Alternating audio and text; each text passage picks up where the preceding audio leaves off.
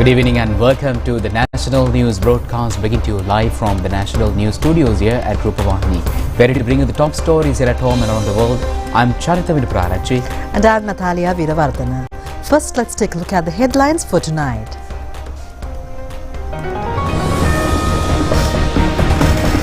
Entire transport structure has to undergo an immediate transformation, says the President. A considerable progress in relocation of Cyclone Ditwa affected persons and building infrastructure facilities.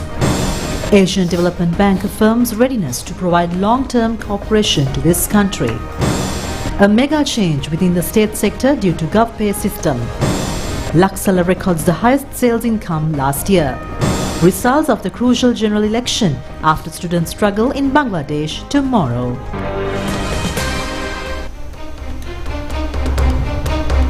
On to those and other stories in detail now, and starting off with the top local story. President Anura Kumar Dissanayake further stated that the entire transport system must undergo a rapid transformation. The President made this observation during a discussion held today at the Presidential Secretariat with officials of the Ministry of Transport, Highways and Urban Development. The President was briefed on the strategic plan prepared by the Ministry under 5 pillars: economic competitiveness, environmental sustainability, digital transformation, social equity and accessibility, and safety and security for the revival of the transport sector. The Ministry of Transport has announced plans to introduce the Lanka Metro Transit Bus Service as a solution to the severe traffic congestion currently prevailing in Colombo City. The necessary infrastructure for the project is already being prepared and buses are expected to arrive in the country by August this year. The pilot project will initially operate along 6 main roads around Colombo, beginning in the Western Province before expanding to Galle and Kandy districts, and within 3 years to 8 more major cities. He also highlighted the importance of planning multimodal transport hubs centered on rail services, integrating other modes of transport around them. Discussions also covered the modernization of the Kalani Valley railway line and the introduction of an electronic system for expressways. A regulatory framework has been prepared for 3-wheelers, taxis and school vans, which will be presented after discussions with all stakeholders. Plans were also discussed to establish a National Transport Research and Development Centre by bringing all institutions in the transport sector under one platform. The meeting was attended by Minister Bimal Ratnayake, Deputy Minister Prasanna Gunasena and several other ministry officials. Prime Minister Dr. Haruni Amarasuriya stated that a development of the human resource base is essential to achieve the transformative changes and vision for the country. He emphasized that providing a formal, high-quality education to children remains a primary priority of the government. The Prime Minister made these remarks during an educational observation tour conducted in the Hambantota district today. During the tour, the Prime Minister visited the Beliyatha Ruhuna Vijayaba National School and its primary section. She focused her attention on the new workbooks introduced for Grade 1 students this year, the progress of the core curriculum and classroom activities. In a discussion held with the teaching staff, the Prime Minister underscored the development deeply values the contribution made by the teachers towards building a civilized society by the government. She further announced that preliminary workbooks are already commenced to establish an educational council aimed at safeguarding the professionalism of teachers and ensuring the delivery of high-quality education. She reiterated the government's goal to eliminate infrastructure disparities among schools and ensure equal opportunities for all children. Following this, the Prime Minister visited Veerakati Rajapaksha Primary School, where she observed Grade 1 classroom implementing the new educational reforms and interacted cordially with the students. During a subsequent dialogue with the staff of both the secondary and primary schools, she discussed the challenges faced in maintaining advanced level classes at the school. The observation tour also included a visit to Lunama Dutukamulu Mahavidyalaya in Hambantota, noting that the students' enrollment remains low relative to the school's high standard infrastructure. The Prime Minister advised the school administration to implement a strategic plan to increase student intake. She expressed her expectation for such fully equipped schools to achieve high efficiency in the future. In addition to her educational inspections, the Prime Minister visited the Naigala Rajamaha Vihare to engage in religious observances. Chairman of the Hambantota District Coordinating Committee, Nihal Galapati, and many others were present at this occasion.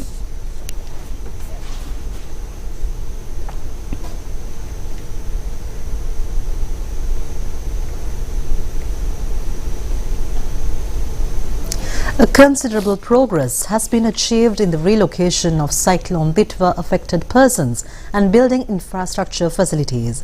These views have been expressed during the media briefing held to raise awareness regarding the post-Ditwa disaster relief program. Secretary to the Ministry of Plantation and Infrastructure Development and Commissioner General of Essential Services Prabhat Chandrakirti stated that they were looking forward to the resettlement process and had already initiated temporary measures for certain roads and bridges. He said that intervention was needed in acquiring land for permanent resettlement. He noted that a damage assessment amounting to $4.1 billion had been conducted. He further said that a presidential task force had been appointed involving all government ministers and ministry secretaries to continue work under the theme Rebuild Sri Lanka. He emphasized that the aim was to rebuild the country to a better condition than before, with a focus on roads, housing and estate housing. Secretary of the Ministry of Public Administration, Provincial Councils and Local Government, Esaloka Bandara said that the process of providing initial funds to individuals who had come forward to build houses on land they had identified was currently underway. He explained that in areas affected by landslides, identifying and reactivating those sites formed part of the resettlement process. He stated that the necessary lands had been identified, including government-owned land and land belonging to state plantation companies. A program to distribute compensation and relief to 165 families who lost their properties following the cyclone Ditwa was held yesterday. It was held at the Udapalata Divisional Secretariat in Gampala under the patronage of Minister K.D. Laukantha. Compensation were provided to affected families in the Gaga Ihala Korale, Udunuwara, Pasbage, Yatinuwara, Udapalata and Doluwa Divisional Secretariat areas. It was organized by the Divisional Secretary of Udapalata, Atma Dilrukshi Charatna. A large crowd including public representatives were present at this occasion. The Asian Development Bank reaffirmed its commitment today to provide long-term support to Sri Lanka. This assurance was highlighted when the newly appointed country director of the ADB for Sri Lanka, Shannon Colin, met with President Anurakumara Dissanayake today. The meeting took place at the Presidential Secretariat, where the ADB Regional Director officially introduced the new country director to the President. During the discussion, the delegation expressed satisfaction with the manner in which Sri Lanka has implemented programs under ADB assistance and noted the effectiveness of the existing institutional coordination process. Further deliberations focused on the devastation caused by the cyclone Ditwa, as well as the government's ongoing initiatives to accelerate the country's recovery and reform process. President Dissanayake stated that the government's objective is to ensure that the economic progress achieved by the current administration flows down tangibly to the people, particularly those in vulnerable areas. Explaining the long-term environmental impacts persisting in the central highlands and mountainous regions, the President emphasized the urgent need to restore those ecosystems, protect water sources and establish sustainable livelihoods for affected communities. Highlighting the necessity of a long-term program to address these conditions, the President expressed his gratitude for the support provided by the Asian Development Bank in facing these challenges. The meeting also focused on the investments planned by the ADB in the country starting this year and the expected budgetary support, while further reviewing future plans, including the ADB President's scheduled visit to Sri Lanka in the middle of this year. The Ministry of Digital Economy says that the government has successfully completed a year. According to the ministry, a huge change has been brought in the state sector through it. President Anurakumara Dissanayake led the official commencement of the GovPay system a year back, making the board of transparency and the transaction by citizens with state services in a simple and efficient. The project has become a major pillar of digital transformation of this country by now. It has been stated that digital transactions to the tune of 2.7 billion rupees has been conducted by the system so far. More than 252 state institutions have joined the project directly. The Minister of Digital Economy says that the process will be further strengthened in order to build trust within the government sector, to prevent illegal transactions and to improve efficiency. An international artificial intelligence seminar will be held in Colombo tomorrow, organized by the Multipurpose Artificial Intelligence Research Unit of the Peradeniya University under the guidance of President's Advisor on Digital Economic Affairs, Dr. Hans Vijaysurya. The theme will be Beyond Strategies. The seminar has been named International Conference on Learning Representation. Discussions will be held on development targets, new strategies, disasters, climatic and weather changes, and conditions such as environment where artificial intelligence strategies can be used. The contribution of artificial intelligence in the digital economic project of this country will be more closely discussed. Police media spokesman, attorney at law, Assistant Superintendent of Police F.V. Wurtler says that an extensive security and traffic arrangements are in place for the upcoming ICC Men's T20 World Cup match at R. Premadasa Stadium this Sunday. Gates will open at 3 p.m. for the 7 p.m. game, with special drone surveillance and plainclothes officers deployed to ensure spectator safety. Authorities have strictly prohibited items such as backpacks, glass bottles and musical equipment, while also designating specific parking zones at several locations to facilitate a smooth flow. We, the Sri Lanka Police, have organized a very special traffic and security arrangements in order to make this game a success on 15th at the R. Premadasa International Cricket Stadium. So on 15th February, the game commences at 7 p.m. Ladies and gentlemen, all the gates are open for public by 1500 hours, that is to say at 3 p.m. So we request the public or the spectators and the cricket lovers, if possible, try to make it early as possible. And wish all of you, the cricket lovers, will control and behave yourself. And also, sorry to say that, no liquor. And finally, nobody could enter the playing zone. The Grand Pass Mati Park and then the Satosa car park is ready for you. And also the Sebastian Aller car park is ready for you. And the Kovila Road car park, and also the very much popular the Applewatta car park, and also the both sides of Adi CA Para is ready for all vehicles. For better smooth of the traffic flow, we have introduced the following roads to be limited for traffic. That is to say, entry towards Babapulle junction of Vincent Perra Mawata via Brito Babapulle Bridge Road are temporarily limited for traffic movement. And also entry towards the stadium from the vicinity of Babapulle Bridge also controlled. And entry towards the stadium from Sebastian Aller via Malvata Road also temporarily restricted. And entry towards the stadium from the junction of Adi Siyapara and the Temple Road are also temporarily limited. And also entry towards the stadium from the side road near Maligavatale, that is you call the Stadium Road, is also temporarily controlled. And finally, the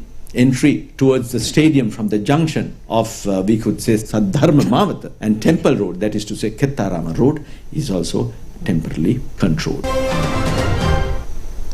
Minister Sunil Handunethi says that Laksala has earned the maximum sales income in its history last year. He made these remarks participating in a ceremony in Negombo yesterday. The minister declared open the 14th Laksala sales outlet of the Sri Lanka Handicraft Industry Board. The aim of the new sales branch is to open an international market opportunity for the Sri Lankan traditional craftsmen centering the Negombo tourism zone. Minister Sunil Handunethi stated that in 2025, Laksala, one of the institutions under his ministry, recorded its highest ever historical sales turnover of 921 million rupees. He further noted that in the last month alone, Laksala generated sales amounting to 109 million rupees. The minister emphasized that the entire revenue directly benefits the country's handicraft artisans. He pointed out that without Laksala, many artisans would have fallen victim to exploitation by the private sector. And meanwhile, Minister Dr. Nalinda Jayatissa says that the maximum contribution will be provided by the government in order to convert postal service to a profit-earning entity. The minister stated that a definite time frame has been provided by the government for post offices running at a loss to earn profits, and a function held at the postal department today. A function was organized to distribute laptop computers and lorries to improve the transport facilities and technical division of the Postal Department. 10 lorries, 20 cabs, 225 computers and 1,500 tabs were awarded on this occasion. A sum of 849 million rupees has been spent for this purpose. Deputy Minister Kaushalya Aluratne, Postmaster General Ruwan Satkumara and a number of others were present on this occasion. The 47th anniversary of the victory of the Islamic Revolution and the National Day of Iran was celebrated in grand style in Colombo yesterday.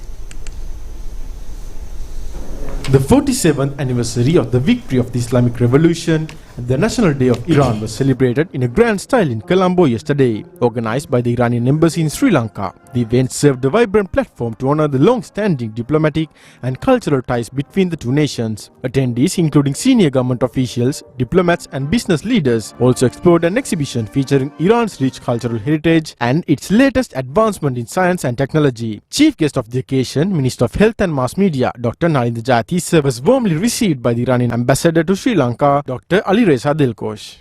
The relationship between Sri Lanka and Iran is not merely a matter of diplomacy. It's a bond forged through centuries of history. Long before formal diplomatic relations were established, our ancestors were connected by the ancient maritime Silk Road. Persian merchants and explorers found a home on our shores, leaving behind a legacy of trade, culture and mutual respect that continues to resonate today. Ties between Iran and Sri Lanka have been time-tested and remains unshaken through global shifts and regional challenges.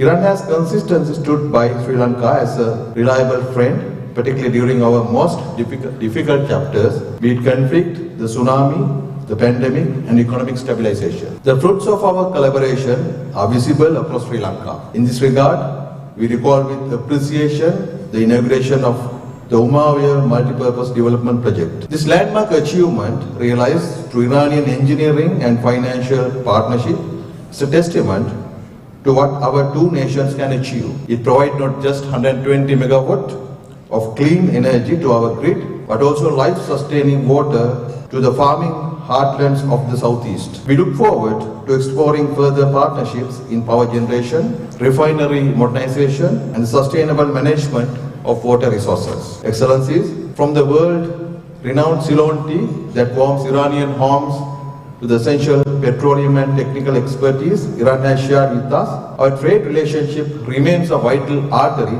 for both economies. Within the principle and balanced foreign policy framework, the Islamic Republic of Iran has always attached great importance to strengthening relations with friendly and like-minded countries. In this context, relations with Sri Lanka hold a special and distinguished place. Iran and Sri Lanka share long-standing historical and civilization ties that date back thousands of years. These relations are grounded in cultural and civilization affinity and over time have consistently progressed along a path of constructive engagement and mutual understanding shaped by political and economic developments. Although formal diplomatic relations between the two countries have existed for less than 6 decades, the underlying ethos of those relations has always been based on mutual respect, economic and political cooperation, and positive engagement at both bilateral and multilateral levels. For collaboration with Sri Lanka in areas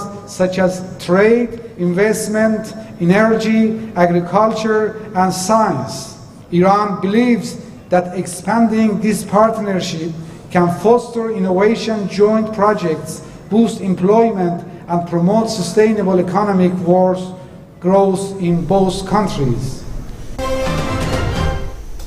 Sri Lanka Rupavahini Corporation is ready to celebrate its 44th anniversary on the 14th of this month. And several intellectuals extended their compliments in this connection. Sri Lanka Rupavahini Corporation was established on 14 February 1982 with the support of the Japanese government. The main purpose of establishing SLRC at that time was to empower the Sri Lankans with informal education, but now SLRC provides not only education but also information, entertainment and motivation to the audience. For the first time in the history of Sri Lankan media, AI technology was introduced by SLRC to their news bulletin in all 3 languages. SLRC also maintains social media platforms to reach the Sri Lankan audience. So I would like to wish SLRC a happy 44th anniversary and continue great contribution to the nation. Stay tuned with more local news after this break.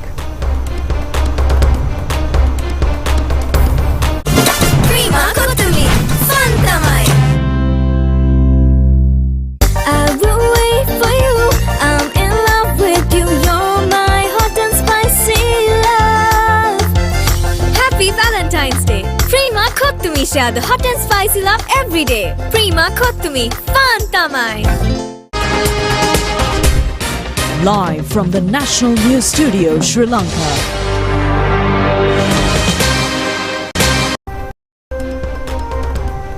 And we are back with more local stories. A Sri Lankan parliamentary delegation participated in the 7th Commonwealth Parliamentary Association Asia Regional Conference, 2nd Joint CPA Asia Camp Southeast Asia Regional Conference held in Karachi, Pakistan. Deputy Speaker Dr. Rizvi Saleh led the Sri Lankan parliamentary delegation. The summit was held from the 3rd to 7th February with the host of Sindh Provincial Council in Pakistan. The Karachi Declaration reaffirming shared commitment to democratic governance, parliamentary accountability, inclusivity, responsible innovation and sustainable peace to address numerous challenges such as declining public trust, misinformation and rapid technological change through cooperation and parliamentary diplomacy has been adopted. Speaker of the Pakistan National Assembly Sardar Ayaz Sadiq also participated in the opening ceremony. Addressing the forum, Deputy Speaker Dr. Rizvi Saleh explained the Sri Lanka's experience in rebuilding democratic trust following the recent economic and political challenges. The conference concluded with the adoption of the Karachi Declaration. Meanwhile, the General Secretary of the Janata Vimukti Perabuna, Tilwin Silva, has met the Chief Minister of Kerala, India, Pinarayi Vijayan, and several other ministers. In Tiruvananthapuram, yesterday, Tilwin Silva is touring India on the invitation of the Indian Council for Cultural Relations.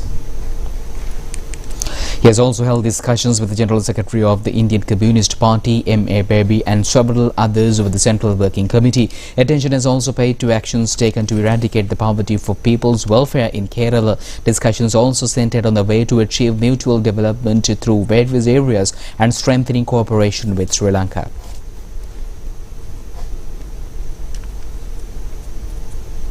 A conference titled Developing Sustainable Trade in Sri Lanka through the introduction of eco-labelling for shopping malls and supermarkets was held in Colombo.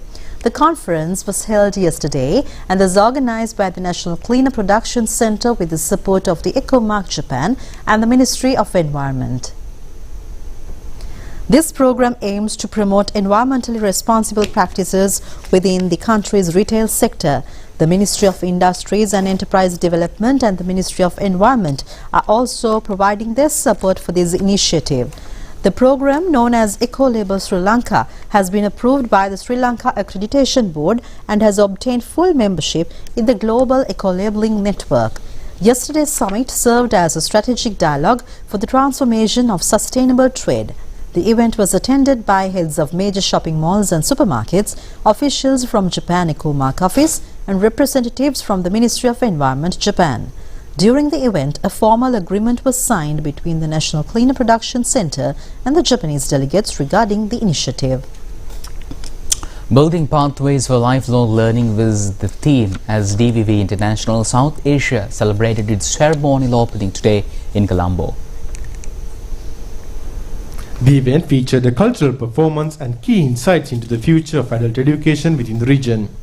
Regional Director Sonja Belete outlined the way forward, followed by an address from the chief guest German Ambassador Dr. Felix Neumann. The program also saw the official launch of the DVV International website and concluded with an exhibition showcasing the organization's impactful work across Sri Lanka.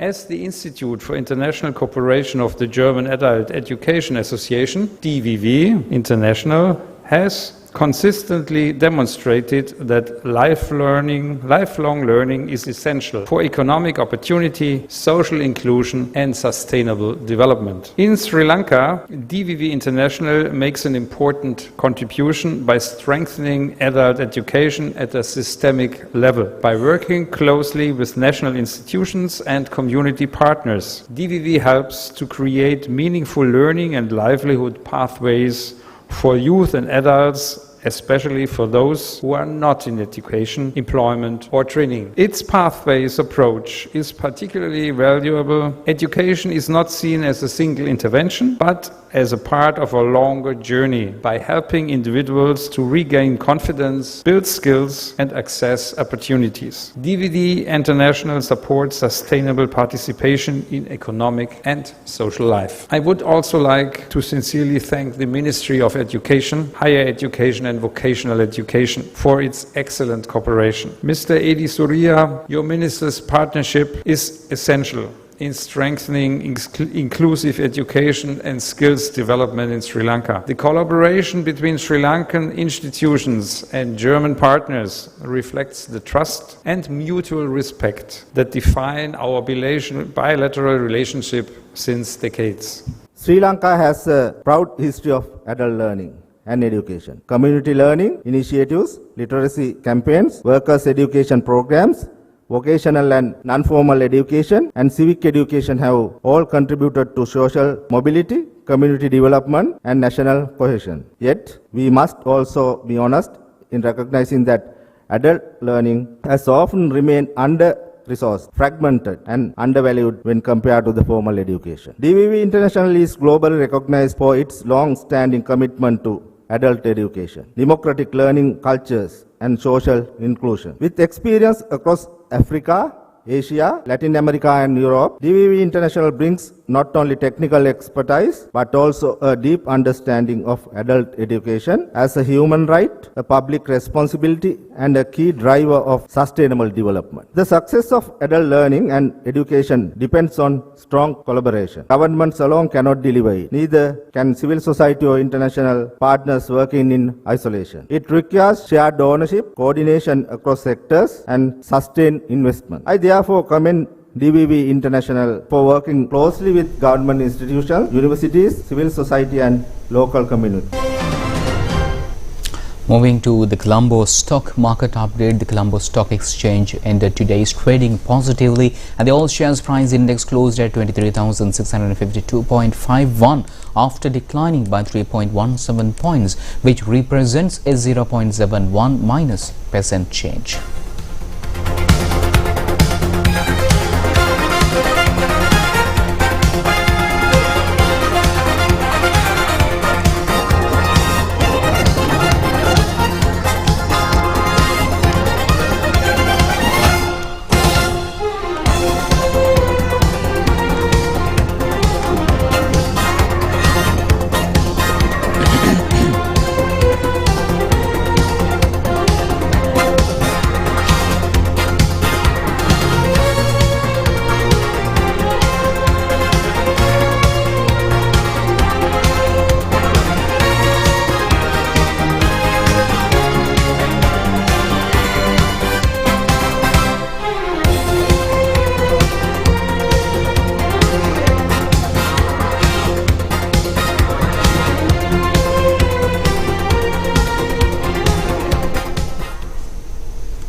And on your weather update this evening, showers will occur at times in central over eastern provinces and in Polonnaruwa district. Fairly heavy rains above 50 millimeters are likely at some places in Uva province and in Ampara, Batticaloa, Norelia, Matale and Polonnaruwa districts. Several spells of showers will occur in Northern Province and in Anuradhapura and Hambantota districts.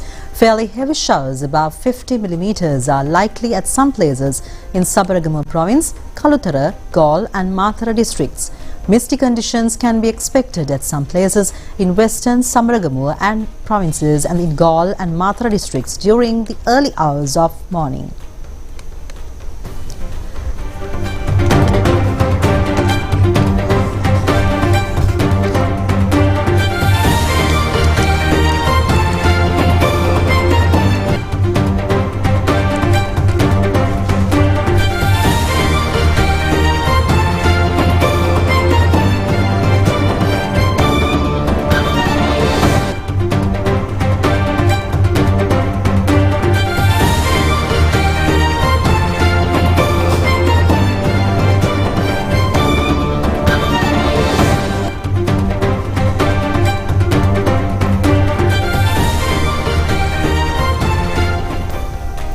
And that's it on tonight's local story. Stay tuned with the international news after this break. මේ hot and spicy cricket fan KTM හිස්තනක් සැෂේ පැකට්ටුවේ ඇති අංකය සඳහන් කර 23:43ට SMS කරන්න. රුපියල් මිලියනයක සුපිරි ත්‍යාගයක් සතිපතා රුපියල් 50,000 සහ රුපියල් 25,000 මුදල් තෑගි සහ දිනපතා රීලෝඩ් දිනා ගන්න. මාර්තු 15 දක්වා පමණයි. ප්‍රීමා කොතුමේ ෆන් තමයි.